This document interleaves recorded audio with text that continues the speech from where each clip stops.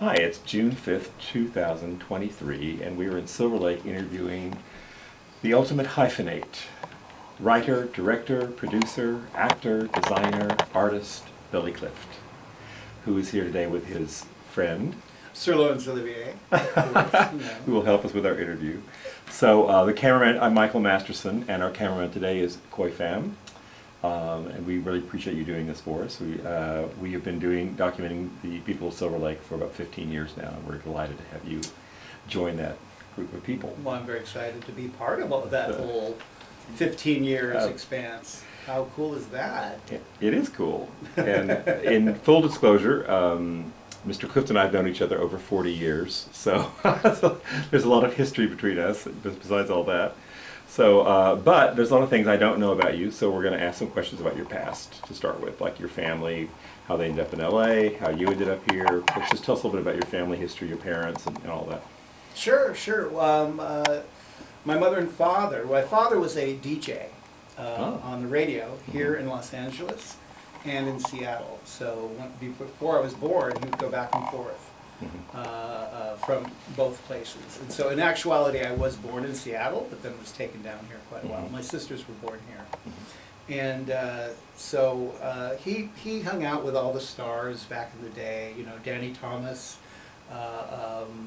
just all of those people. He was always in the know of all that kind of stuff and interviewed everyone himself as well, besides playing all the music. And he was really known for playing music in Hollywood that a lot of the other radio stations wouldn't play, like especially when a lot of them were a little more racist. And he would be playing things that were more in the black community and be saying, no, this is good music, we should be listening to it.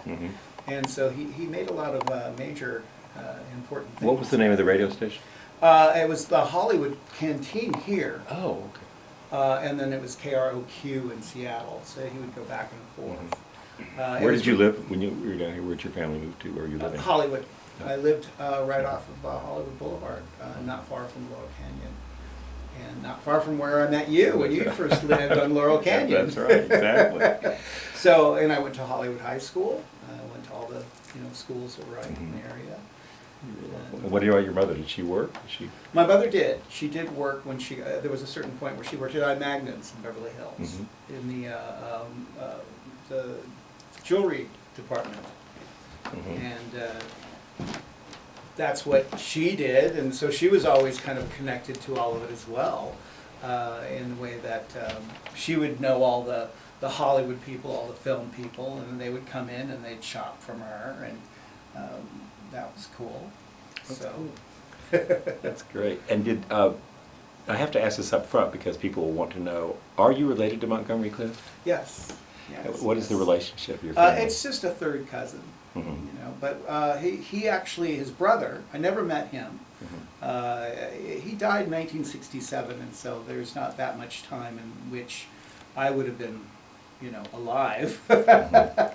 And but his brother would come for Thanksgiving and Easter and Christmas because he lived here and he was more in the industry here in Los Angeles. But Monty didn't really like coming to LA at all if he didn't have to. And this was the latter part of his life, so he didn't do a lot of work at that time. Now, after you graduated from Hollywood High, what happened next? Right out of high school, I really wanted to become an actor. That was my major thing, right? All through high school, I was in every production they had and all that kind of stuff, and that was the thing that I really wanted to do. And so I really went for it. You know, I very quickly got a manager and an agent, and I was being put out for everything. I was going to classes. I was doing all the right things, but I did have a but. And the but was I looked old. I looked in my mid to late 20s at 18. So it was very difficult to cast someone who looks older than their age. It's very easy to cast someone who looks younger than their age, but they don't want someone. I remember one particular part that I was up for. It was for, you know, like a 25-year-old man and a lead. And they finally found out, I never told them, but they found out that I was only 18. And they just like, what, we can't hire you. And I must admit, it made me just like kind of fall apart and go, well, I guess I don't want to do this anymore. So I modeled. I modeled right out of high school as well, because that was easy. I could just stand there and do whatever. But even then, I ended up wearing tuxedos all the time, or suits. I was always the dad, which was so funny. Here I was 18, but they would always be putting me in suits and tuxes and slicking my hair back. But that was where they pegged me.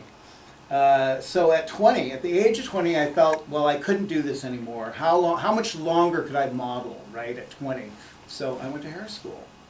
And Marinello Hair Beauty or whatever, it was on Fairfax. And Fairfax and 3rd, I believe it was. And so I went to hair school there, and I remember when I got out, I was like, all right, so if I'm going to do this, then I got to find out the most exclusive salon in Beverly Hills and work there. So I walked into a place called Menage a Trois, which was on Burton Way. Very, very exclusive, very, very expensive. And I got a job. I just walked in and said, I want a job here. And I became an assistant. And then a year later, I became on the floor. And then I started getting celebrities coming in. And I started getting them. Even at, I was only like 21, 22, right? And it was, but I looked older, and I also held myself so much older than most people at that age. I think it was partly because I was so enamored from all the old stars that I tried to emulate that. I just like always stood straighter, always dressed in a suit, always tried to look, just a little bit smarter. And so I came across that way, and so I attracted those kinds of people, especially in the film industry. And my first actual major actress that I started working with was Elizabeth Montgomery. And she eventually became one of my closest and dearest friends. And I remember. I got to meet her a few times. Yes, you did. She was Yes, you did. wonderful, wonderful, and her husband too. Yes, Robert Foxworth. Yeah, lovely. So your relationship with her was not just professional; it was personal too. You spent a lot of time with her. Oh, totally. She and I became very, very close. I felt so fortunate to have that experience. I would do her hair, maybe. Thanks. Is that a comment? The dog just almost barfed on the floor. But anyway, I felt so fortunate to have that relationship with her. We had dinner once a week. Probably did her hair 3 times a week, and sometimes makeup, depending on where she was going. I do remember very clearly one day when she was on the cover of the Inquirer, and there was a big, lead story of, Elizabeth Montgomery's gotten old and fat. And she called me, she said, oh my God, and you know how they often would do it. It would just be like an odd shape that she created looking back at the camera, and it didn't make her the best looking, right? But, so she said, well, I can't go anywhere without your hair and makeup now. Not just hair, but makeup, So I was with her until I was doing a TV movie with her 6 months before she passed. So, and even went to the hospital a few days before she passed, and even at her home the day before, because she was brought home. And that was devastating, but also one of the most amazing things that I got to experience her as an amazing human being. She was amazing. How old was she when she passed away? There were 2 versions of that, because she had 2 birth certificates. And one of the reasons was she ran away from home when she was 15 to New York because she didn't like her father, Robert Montgomery, a famous star. And she was having a big fight with him because she wanted to become an actress. And he did not want her to. So she ran away. She ran away to New York, but she couldn't do anything because she was 15, 16. So she changed her birth certificate to make herself older. So that's where the thing comes from, is that some people say that she was 62, others say that she was 58 or 59 when she passed. And I believe her. That's kind of a normal thing, and why would she lie? Stop it. Thank you. Well, I know know you had such a great relationship with her. And you said you worked with other celebrities too, though. Who else do you have any other like stories you can share about people you worked with? I mean, I worked with Jo Beth Williams, who was the original mother in Poltergeist. I did so many movies with her. Worked with her in Switch with Blake Edwards, who was an amazing, amazing director. And I must admit, learned a lot from working with him. Watching him how to be a good director is definitely something that I learned a lot from. Because, as I haven't said yet, but that's what I do now, is I'm a film director. And used to this day. Yes. Well, I want to bring it back to Silver Lake. I know you lived in Hollywood growing up, but then at some point you moved to Silver Lake and lived on Lucille, you said. In the late 80s. Mm-hmm. I'd always loved this neighborhood. I remember coming here, probably when I was like 17, 18, going to the bars here, because because of the way I looked, I could get in anywhere. Nobody would even, because they didn't card the same way back then as they do today, of course. They didn't really care. And I always looked older than my age, so I could pretty much walk in anywhere. And I used to come here to all the bars, all the gay bars here, because I came out at 15. So I loved it over here, and I would find all the creatives would be here, the artists, the more interesting singers, the whole art. I just loved like the feeling of what it was over here. And you would go to people's homes, and it was artistic. It wasn't just they went into a store and just bought whatever they wanted, And so I loved it here. So I always wanted to live here, actually. I did move in. My first place that I moved into was on Franklin Place, off of Highland. And then later, I stayed in that neighborhood until I finally moved here in about 87, 88. And I moved to Lucille, which is, 4 or 5 blocks away. Mm-hmm. When you said you were coming over for the bars, what were the bars like then, and where were you hanging out? Well, like right around here. There was the Detour on the corner. There was the Gauntlet. There was the Mine Shaft down further on Hoover. But there was also more bars right here on Sunset, where the Black Cat is now, which was the Black Cat in the 60s, which I can't remember the name of the bar. There was a few Latino all bar. over there. Yeah, Latino bar, but I used to love to go Yeah. there. It was a lot of fun. They would have their drag shows, which were really fun, and just it was alive. And I love being around all the music and everything. And there was where the restaurant, which was Cliff Edge. I can't remember the Bakari, which is now. That was a bar. That was I believe a Latin disco, and I used to go there all the time. So I would always come over here, and then continually when I moved here. On Lucille, I did the same thing, and of course I would just walk down to it. It was wonderful, and loved this neighborhood. And when I finally, and really the reason why I did move, had nothing to do with the neighborhood. It was after Lizzie had died, she kind of created a hole in my work world, my heart, and I no longer really wanted to be in the business. And realized that I needed to kind of remove myself from this to really kind of do an inner search and figure out what I really wanted to do. And that's why I moved to San Francisco a couple of years after she passed. I kept on working, of course, all the time, but everybody that I worked with just didn't have the same real connection that I had with her. It was like she helped create a balance for me.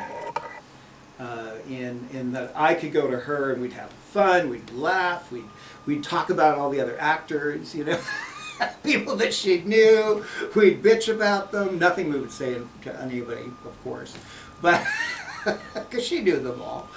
And she'd grown up in Hollywood. Yeah, she grew up completely here. She grew up in Beverly Hills all her life, and and she was, before Bewitched, that she was actually in over 200 television series before she was ever on Bewitched, besides 4 feature films before she did Bewitched.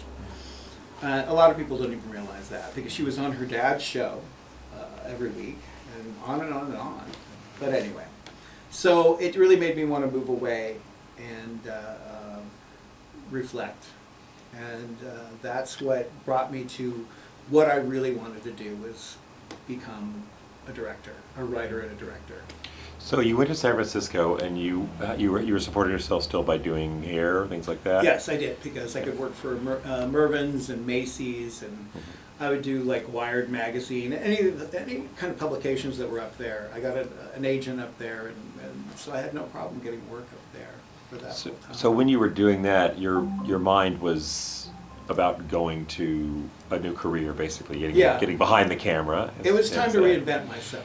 And so how did that happen? How did you make that happen? Well, determination, and something that I've always learned is that if you make a decision, you do it, and you don't stop.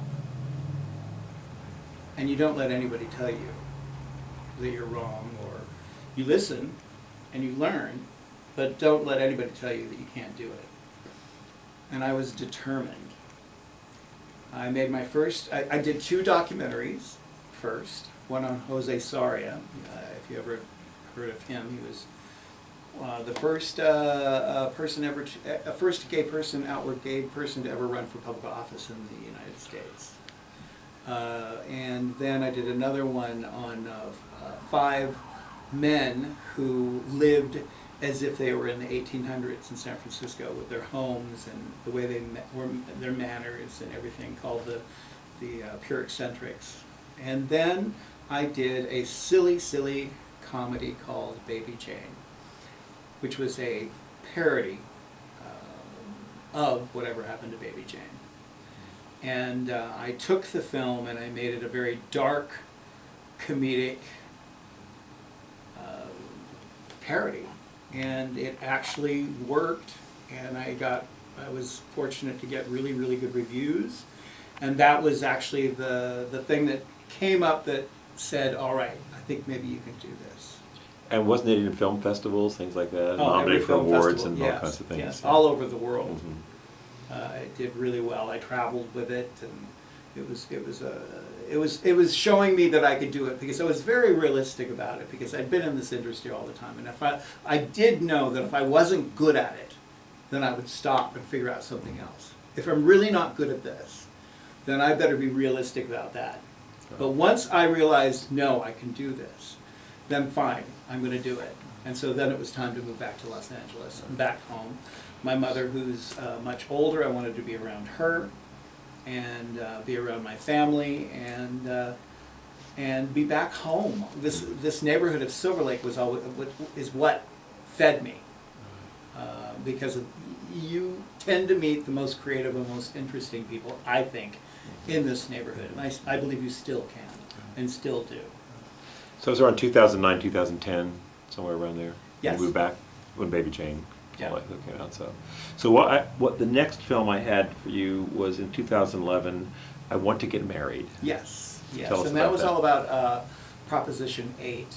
So that was about a young man who was a PR person, and when he realized that that was happening, he decided the best way to make a statement was to get married and be very outward about it. So it was a comedy, so it was all about, he wanted to get married within 6 days, but he didn't have a partner. So it was his comedic way of trying to figure out how to find someone to marry him. And he actually did. He found someone, and he did marry him. Peter Sickles from Short Bus, Uh-huh. became his lover. Matthew Montgomery was the lead. No relation, No. but I always thought that was funny, that it was another Montgomery thrown in there. That's great. And that came out, and that sold all over the world, and I'm still getting residuals off of that. That's great. I know, that's so weird. And then you sort of, I guess, maybe the next step was you sort of continued the Baby Jane theme, if you will, with another parody, I guess you'd call it. Yes, I always had an idea that I would make 3 films in the same genre. And so the next film that Betty Davis did was Hush, Hush, Sweet Charlotte. So I did Hush Up, Sweet Charlotte with Marla Jean Merman, which is pretty well known in that, and especially at the beginning of the whole drag world. The great thing about though him is that he sings and does everything live. There's no Lip syncing. Lip syncing, which I appreciated. And my Matthew Martin, who's my Betty Davis of San Francisco theater person, as well, never lip syncs, and that was really important to me that that's who they were, real artists. And we had Mink Stoll from all the John Waters, who played the Agnes Moorehead role, and she just basically channeled her. It was outrageous. We had some of the drag race superstars in it as well, just because you kind of have to, which is great. They were wonderful, Raja and a few of the other people. But that took a while. You know, when I moved from San Francisco to here, I really didn't have any connections to being a director, because there are no, like, saying that I was a hair and makeup artist here it was not an easy step. It wasn't opening doors. No, it does not open doors. Yeah. They would love to hear the stories, but it did not open your doors. They did not think that that was a perfect way to, you know, move into being a director. So it took me, I would say, 5 years to pound the pavement, so to speak, which basically is going to a lot of parties and talking to people and just becoming, learning and knowing people. And then finally, again, this was Here TV. At the time they were Regent Entertainment. Said, hey, show me, what's this Hush Up Sweet Charlotte? And so I gave them the script, and they gave me the money to make it. So I did. That was fantastic. And it was also well received. And it was a lot of festivals. And oh yeah, it was festivals all over the world. Did you win some awards for that? I believe, yes, definitely, so, definitely. Yeah. Yeah. Well, you've got a lot of, on IMDb it says 23 awards, so I don't know. You probably lost track of it. I have a lot more than that, I know that. So did the success of Charlotte, did that lead to Monty? I always wanted to do Monty, so that was just something that I had to do. Nobody had done anything on Montgomery Clift. Nobody knows who he is, really. And so I thought what I'd do first was write a story. And it was very different. It wasn't a typical linear story. It was basically the last day of his life. And he's remembering the most important women that affected him. And so it was Marilyn Monroe, in which he was in a movie with and became very close to.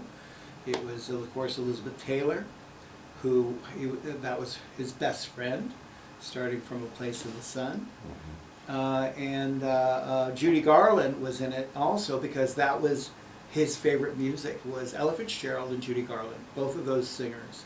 And so I thought who or what was the soundtrack to his life. I think when we were younger we had soundtracks more than we do today. But I remember being young and having certain music that meant so much to me. And so I was thinking, what was his soundtrack? And you can see so many pictures with he and Liz at concerts with Judy Garland. And so I had her come in, and she was basically the angel of death who is with him when he dies. So I had James Dean there because James Dean had such an incredible crush on him and used to sit out under the lamppost of his apartment in New York and just stare at the window and hope that he might come out or look out the window. And so I have him in there doing that. So it's this kind of montage of all the different thoughts that I felt that he would have, because a common thing that happens when you're dying is that all the memories start coming up. And so that's what that movie was. And I planned to eventually turn it into a feature.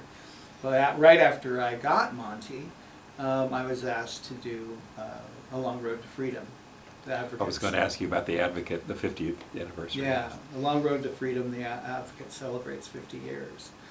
And that was where I started again was Silver Lake. Because the reason why I wanted to make it is because of what happened at the Black Cat in 1967 on New Year's Eve. And there were so few people who knew about this thing that happened. Everybody talks about Stonewall, but they never talked about basically the first known Rebellion. yeah, rebellion, Protest. protest. That's the word that I was looking for. Protest of over 300 people. We only had one person that we could find that actually had been there, but it was wonderful to be able to talk to him. But I knew that that's really what the story was. The beginning of it was that, because I thought it was so crucial that people learn that happened right here in Silver Lake, right down the street from me. And that's monumental. And so many of the things that in Los Angeles are unknown about how important this city was to the LGBT community's movement. And so that was really, really important for me to do this. And that's where I brought it. And the reason why the Advocate I actually started it before the Advocate attached themselves to it. Because the Advocate actually came out of that protest as well. Because nobody came to document it because it was gay. So the guys who started it were like, we've got to start a magazine.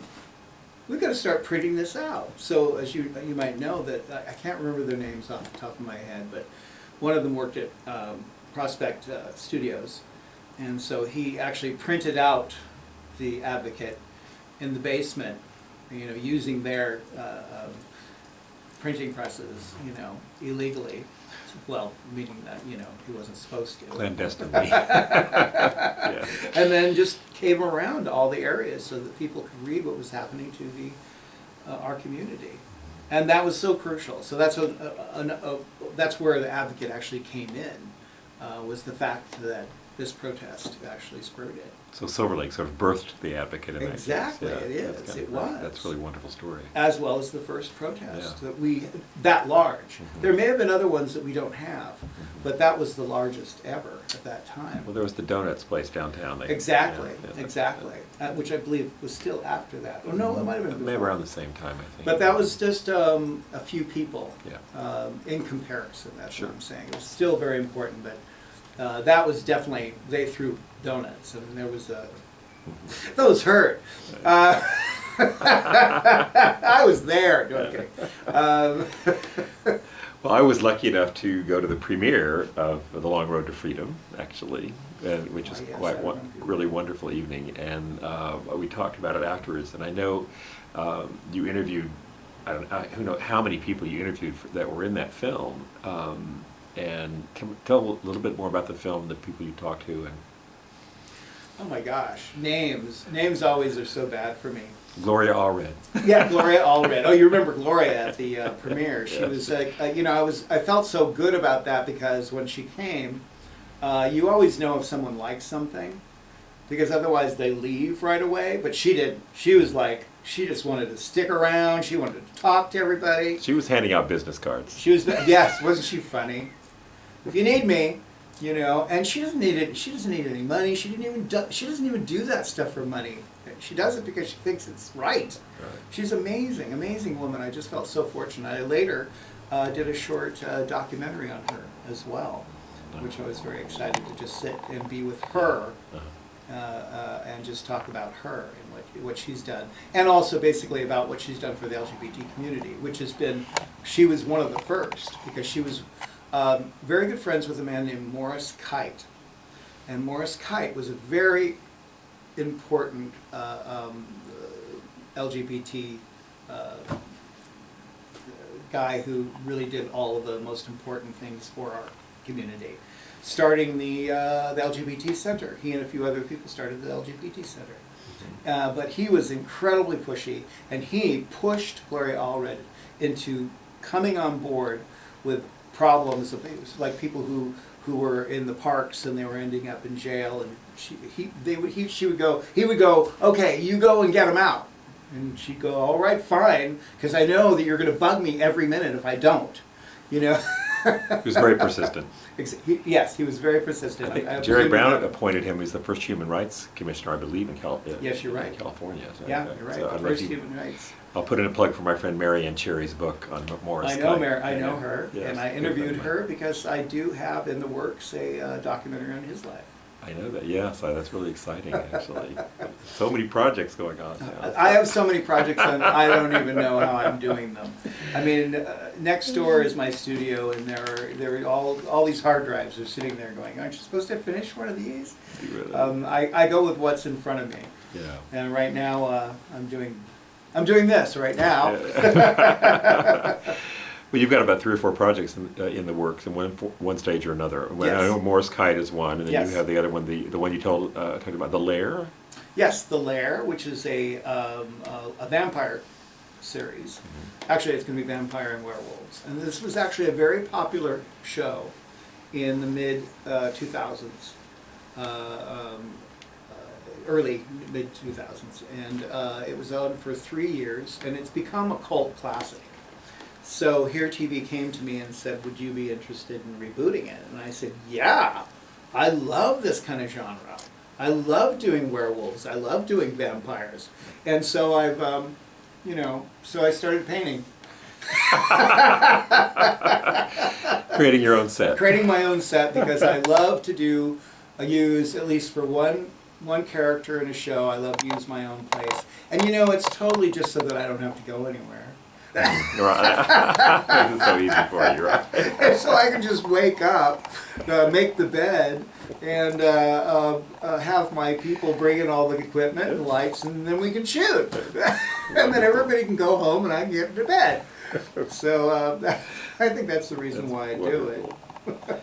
Well, you have had so much of your filmography has been gay-oriented, basically. I think it's kind of been your niche, if you will, to do that. You had a couple more recent things, No Goodbyes and 100 Years of Men in Love. You want to talk about those? Yeah, No Goodbyes was, because of the documentary that I've been doing with Craig Gilmore and his husband, which is about a painting that was stolen by the Nazis, and it turned out that this particular gentleman, my friend Craig Gilmore, had the painting. It's Our Lady in the Kitchen. That's a documentary. When we were in Poland and we were shooting, I did a lot of the investigating while I was there, and went to a lot of the different museums as well as the museums for the Holocaust. And there was very little about anything gay. And I was kind of appalled that there'd be here this be huge building, 3 stories, and there'd be a little thing over in the corner. And I even remember talking to the lady about it, because I'm very nosy. And she said, well, it's not really important. It was just a few people that died. And you're going, what? Excuse me? These were, so immediately I came home and I started investigating a lot more about it. I really wanted to learn about it. And the things that they did to them made what they did to the Jews or the Poles or all the other, made it look like nothing. And that's hard to imagine. The stories that I read of putting them into the middle of the whole area and doing terrible, terrible things to them in front of everybody, showing them that they were the lowest of the low. So I thought it would be very important to start out by making a short and seeing how well that would be, see how people would take it. And that is something I did.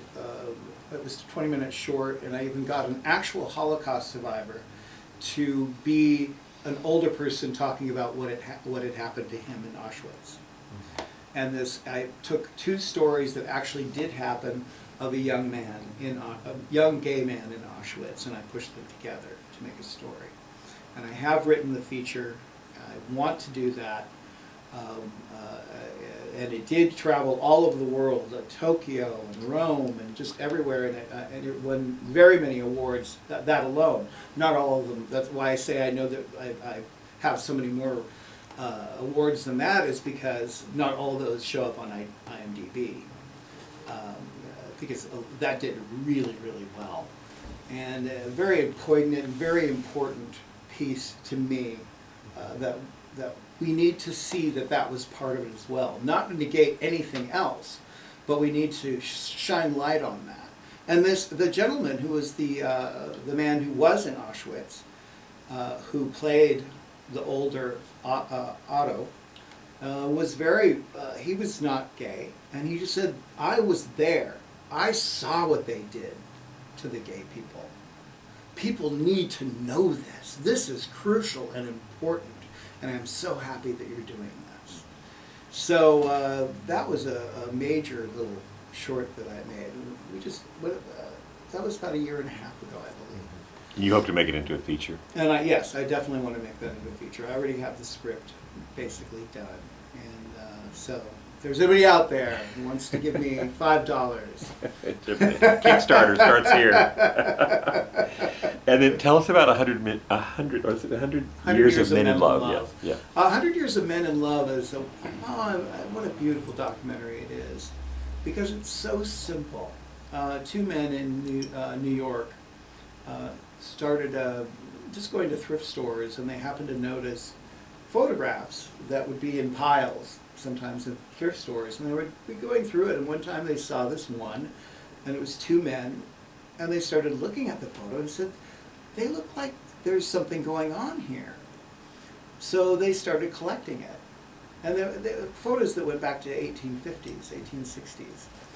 And they just kept on collecting them, and they just realized, oh my God, this is the stuff that was happening way back then that nobody knew about. It was all underground in a way, because they did it so subtly, because it would be something simple like just maybe a hand in between the other person's thighs, but just so subtly that no one would look at it and see that it was really happening, to show affection. And so they made a book called Loving.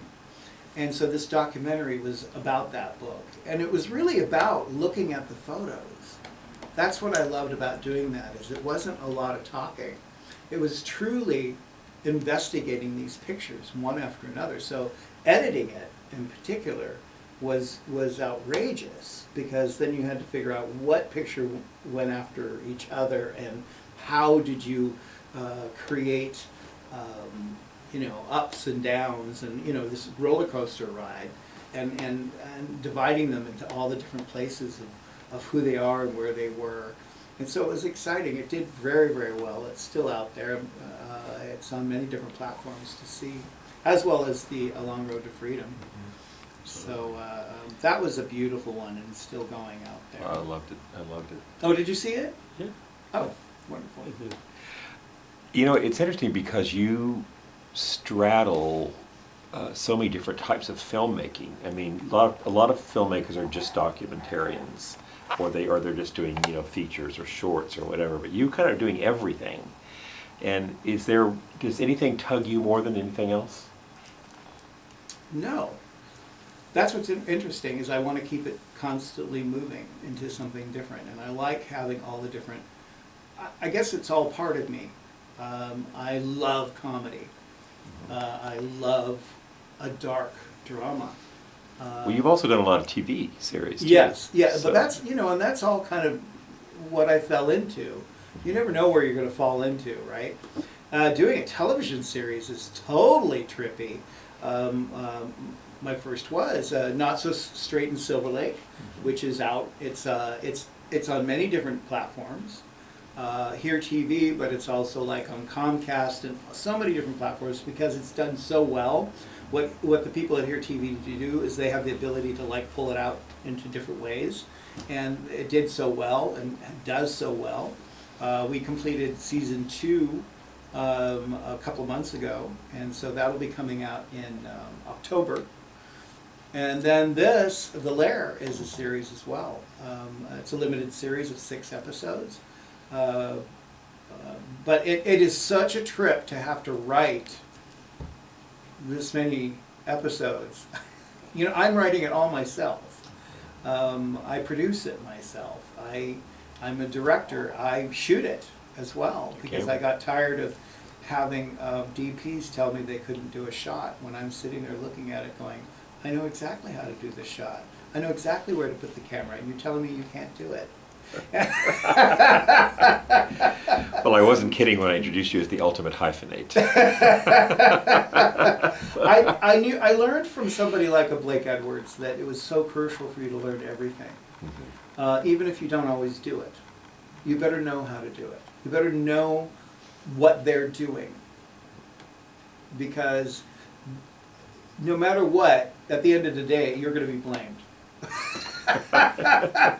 The buck stops there. And if you don't know, you're going to blame yourself, you know?